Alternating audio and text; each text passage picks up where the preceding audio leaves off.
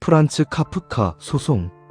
소송은 인간 사고의 극한으로 우리를 안내하며 부조리 문제를 온전히 다룬다. 카프카는 현대인의 정신 상황을 정밀하게 기록하는 지진계다. 여러분, 이 거대한 조직의 의미는 무엇일까요?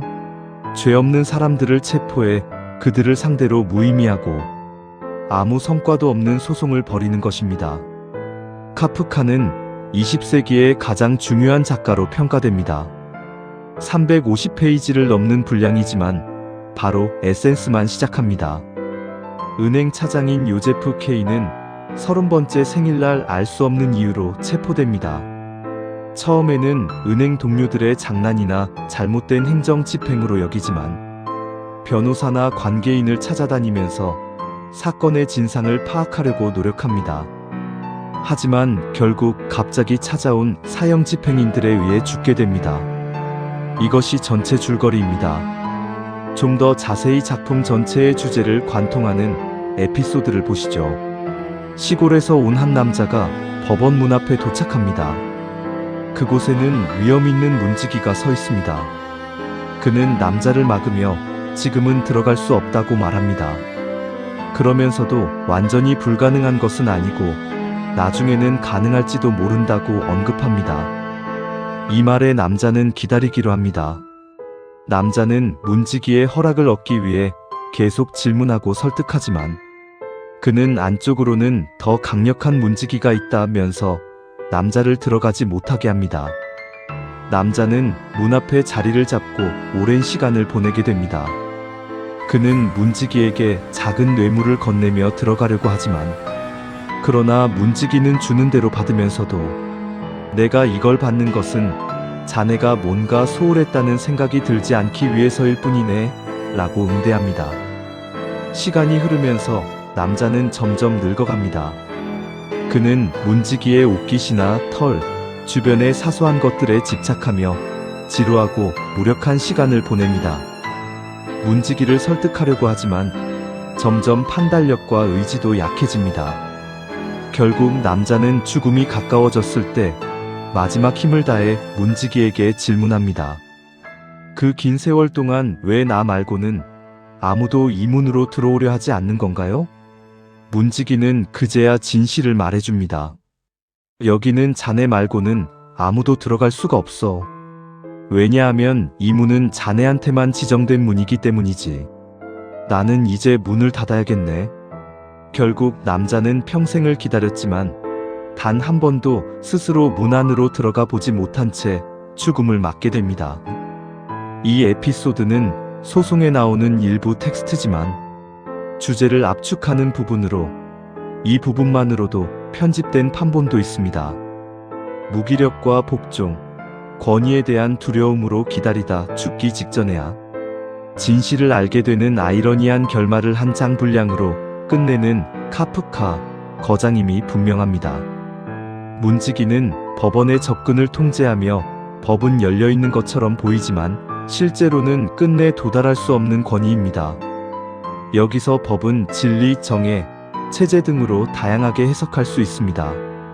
카프카는 흔히 관료주의에 대한 비판으로 해석하는 경우가 흔하지만 존재론, 실존주의, 신학, 정신분석 등 다양한 필드에서 다루어지고 있어 하나의 잣대로 받아들일 수 없습니다. 평론가 로자 이현우에 따르면 카프카는 단독적 보편성으로 인해 문학사에 남았다고 합니다. 수학 공식처럼 어떤 변수를 대입해도 답이 나오는 것처럼 말이죠. 주인공 K는 알지 못하는 자신의 죄를 알기 위해 분투하지만 결국 칼에 찔려 죽게 됩니다. 그가 죽기 전 생각하는 결말의 대목 들어보시죠.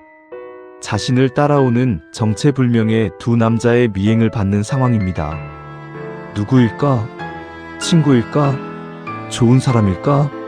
개인일까? 아니면 전체일까? 아직도 도움을 받을 수 있을까? 반대 변론이라도 있는 걸까? 틀림없을 것이다.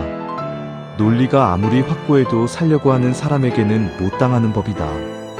그가 아직 한 번도 보지 못한 판사는 어디에 있는 것인가? 그가 아직 가보지 못한 상급법원은 대체 어디에 있단 말인가?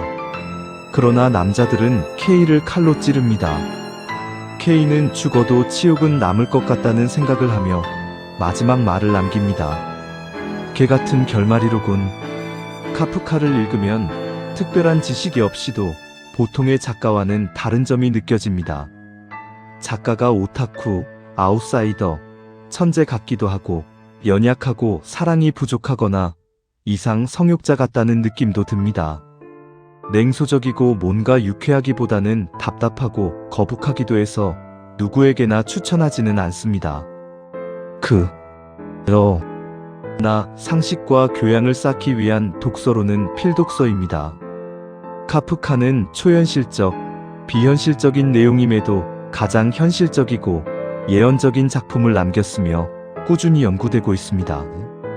번역자 이재왕은 익명의 거대 권력이 개인에게 가하는 폭력을 예견한 작품이라고 해석했습니다. 이제 됐다 하시는 분은 영상을 끄셔서 시간을 절약하시고 그동안 열심히 구독하신 분들 중 내가 어떤 인물과 비슷한 유형인지 알고 싶으신 분은 계속 보시죠. 여러분은 카프카인지 아니면 체호프, 해밍웨이 스타일의 인간형인지 한번 생각해 보세요. 카프카 부조리함에 압도당함. 체호프 현실에 눌려 체념. 해밍웨이 허무 속에서도 태도 유지. 체호프의 고독한 그리움에서는 인물이 적극적으로 행동하기보다는 현실 속에서 체념하거나 감정을 내면에 쌓아두는 모습을 보입니다. 마부 요나는 아들의 죽음이라는 슬픔을 겪지만 그것을 제대로 표현하지 못하고 결국 말에게 털어놓지요. 한편 카프카의 주인공은 출구 없는 미로에 있고 체호프의 인물들은 무력하게 살아갑니다. 그리고 해밍웨이의 깨끗하고 밝은 곳에서는 이미 인생을 살아버린 노인의 체념이 드러납니다. 노인은 삶의 공허함을 인식하면서도 현실을 받아들일 수밖에 없습니다.